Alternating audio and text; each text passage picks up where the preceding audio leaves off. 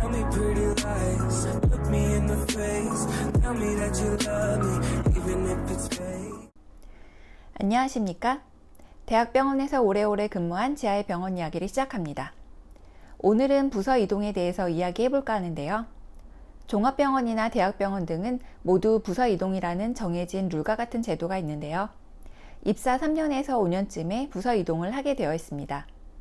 부서 이동에 대해 아직 경험하지 못한 분들은 부서 이동이 좋은지 안 좋은지 알 수 없고 그저 또 다른 곳에서 적응하고 일해야 한다는 막연한 두려움이 있으실 텐데요.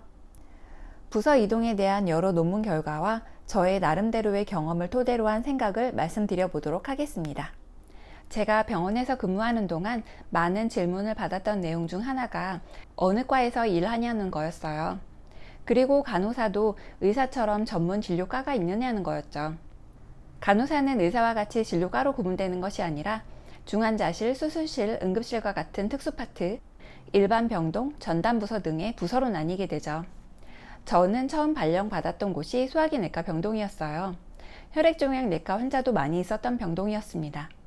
그 후에 발령받은 곳이 심장내과, 호흡기내과가 같이 운영되는 병동이었죠. 그 후에 행정부서에 지원을 해서 7년 동안 있다가 또다시 지원을 했더니 VIP 병동으로 발령을 내주시더라고요. 어떻게 보면 직장을 3번 옮긴 셈이 되겠습니다. 제 동기 한 명은 10년 넘게 수술실에서 근무를 하고 있고요. 저와 친한 후배 간호사 한 명은 입사 시부터 12년간 인공심장실에서 근무를 하고 있지요.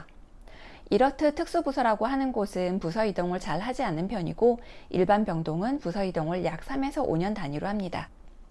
한국에서는 일반적으로 간호사가 한 부서에서 3년에서 5년 정도 근무를 한 후 부서 이동을 하는 경우가 많은데 이는 간호사의 개인적인 요구와 의견이 부서 이동에 반영되지 않는다는 것을 의미하기도 합니다.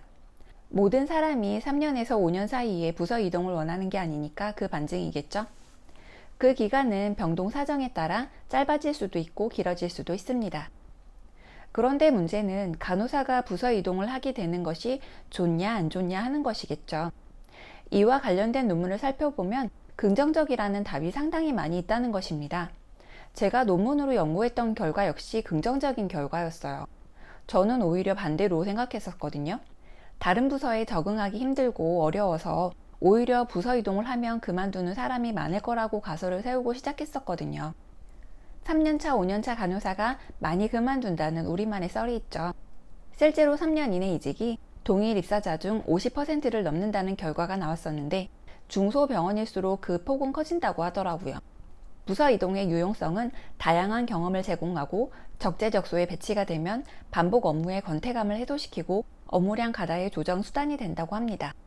사실 오래 근무하신 분이라면 아시겠지만 처음에는 너무 어려웠던 일들이 매일 반복이 되면 지루하기도 하고 매너리즘에 빠지기도 하죠. 그 시기가 3년에서 5년 사이라는 생각이 듭니다. 그리고 같이 일하기 너무너무 싫은 사람이 있습니다. 정말 저 사람에게서만 벗어났으면 소원이 없겠다는 생각이 들 때가 있죠. 이럴 때 합리적인 근무부서 이동이 되면 생산성의 향상을 가져온다고 합니다. 다만 잦은 부서 이동은 대상자의 업무 능력을 저하시키고 개인적인 발전을 저해시킨다는 결론도 있었습니다. 제가 처음으로 부서 이동을 한 것은 입사 후 6년 후였습니다. 부서 이동을 한다면 전 외과로 가기를 원했는데 안 보내주더라고요.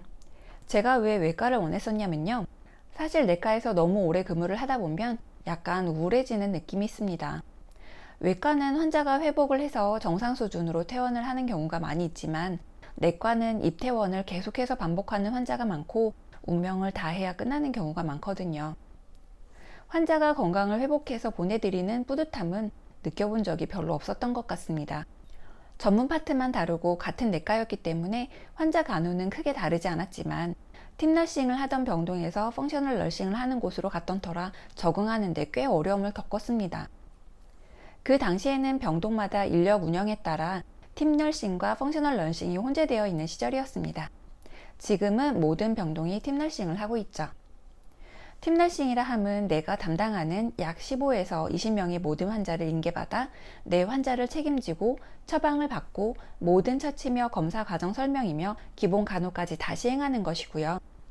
펑셔널 너싱은 선배 간호사가 처방을 받아 주로 서류적인 업무를 하고 후배 간호사에게 지시를 하여 후배 간호사는 환자에게 여러 처치 및 기본 간호를 수행하는 이중 형태를 갖추고 있습니다.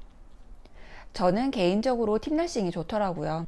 이유도 모른 채 환자에게 가서 약을 주고 기본 간호만 수행하다 보면 너무 지치는 것 같아요. 그리고 심장내과, 호흡기내과가 같이 있던 병동이다 보니 하루가 멀다 하고 환자를 중환자실로 보내야 하는 상황이 발생하니까 우울감은 극에 달해 있었던 것 같습니다. 그때 행정부서에서 간호사를 뽑는다는 공고가 있어서 지원을 한 것이 고객관리부서였죠. 간호사 업무만 하다가 너무 생소한 업무를 하는 것이 어려웠지만 나름 신선하고 재미있기도 했었습니다. 병원에는 정말 많은 부서가 있죠. 그런 직원들과 많이 친해지고 병원 조직이 어떻게 운영되는지 알게 된 시간이었어요. 그러나 불만 고객을 응대하는 일이 시간이 갈수록 점점 어렵다는 생각이 들었고 심적 트라우마가 생기게 돼서 그 부서를 나올 수밖에 없었습니다. 그리하여 타 부서 지원을 하게 되었고 그렇게 발령을 받은 곳이 VIP 병동이었죠. 우리 같은 월급쟁이들은 하루도 있을 수 없는 그런 곳이 참 이질감이 들지만 어쩌겠어요. 그 월급을 받으려면 어디서든 또 적응하고 살아가야 할 테죠. 개인적으로 어쩌면 저 같은 경우는 부서 이동이 현재의 현실을 도피하기 위한 방법이었지 않나 싶습니다. 첫 부서 이동은 병원의 룰대로 이행이 된 것이었지만 그 이후부터는 저의 의지였던 것 같아요. 행정부서로의 지원, 다시 병동으로의 지원. 어쩌면 그렇게 지금까지도 병원 생활을 유지하고 있지 않나 싶어요. 그리고 내과병동 소속으로 있었지만 그 가운데에서 IV 너스 전담을 했었고 교육 전담을 병행했던 것이 병원 생활의 지루함과 어려움을 나름 즐기게 해준 원동력이 아니었나 하는 생각이 들어요. 결론적으로 보자면 돌이켜봤을 때 부서 이동은 한 병원에서 오래 근무할 수 있는 일종의 좋은 장치라는 생각이 듭니다. 사실 부서 이동을 한 번도 경험하지 못한 분들은 낯선 환경과 또 다른 업무에 적응하는 것에 대한 두려움이 있기 때문에 거부하고 싶은 마음이 들기도 할 텐데요. 신규 간호사와는 다르다는 점을 알고 계시면 좋겠어요. 신규 시절은 아무것도 모르는 상태에서 새로운 환경에 적응을 해야 하고 모르는 업무를 배워야 하고 아무것도 모르는 상태로 생명을 다뤄야 한다는 엄청난 압박감이 있어서 힘들겠지만 부서 이동을 한 경우에는 신규의 그것과는 차원이 다르다는 것을 알고 계시면 좋을 것 같습니다. 이미 간호 업무는 배워놓은 상태라서 별로 다르지 않다는 생각이 들 것이고 새로운 환경이라고 해봤자 같은 병원이기 때문에 이전 환경과는 크게 다르지 않거든요. 그리고 병원의 언어를 알아듣지 못하는 신규 간호사와는 다르게 의사소통의 문제도 없을 테고요. 저같이 업무 시스템이 완전히 다른 경우라면 힘들겠지만 요즘에는 팀너싱과 펑셔널 널싱이 혼재되어 있는 경우는 별로 없을 테니 말이죠. 그리고 사실 처음 시작한 병동은 나의 신규 시절을 생각나게 하는 요소들이 참 많아서 심적으로 한 곳에 꽂혀 있으면 벗어나기 쉽지 않은 것이 있는데 부서 이동을 하면 그런 것들이 많이 상쇄됩니다. 또 하나의 사실은 정말 같이 일하기 싫은 사람이 있기 마련인데 그 사람을 벗어날 수 있다는 장점이 있기도 합니다. 그런데요, 어느 병동이나 그런 사람은 꼭 한 명씩은 있어요. 어느 단체나 어느 소속이나 이상한 사람은 있기 마련이니까 그런 건 그냥 넘겨버려야 하는 것 같습니다. 그리고 요즘 중요한 것은 경력 간호사가 너무 귀하기 때문에 경력 간호사가 온다고 하면 병동의 간호사들은 매우 호의적이라는 것입니다.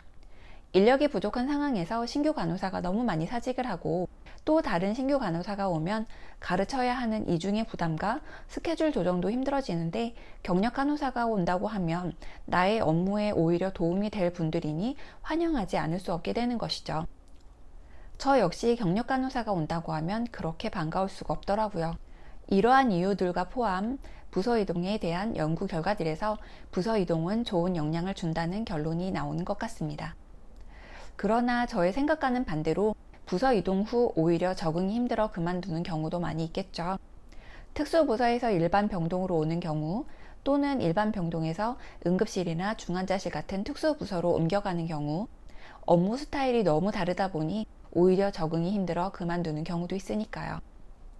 이렇듯 개인차가 있겠지만 저는 부서 이동을 너무 두려워하지 않았으면 좋겠다는 생각이 듭니다.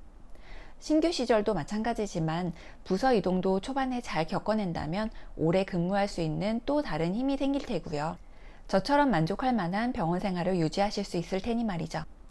여러분들 너무 걱정 마세요. 한 병동에서 3년에서 5년 동안 근무를 하셨다면 다른 곳에서도 분명히 잘 해내실 수 있습니다. 신규 선생님들도 차후에 겪어보시겠지만 결코 어려운 일이 아니에요. 모두 다 하실 수 있는 일들입니다. 그럼 이만 들어가 보겠습니다. 아렌지아 TV 오늘 하루도 무사히.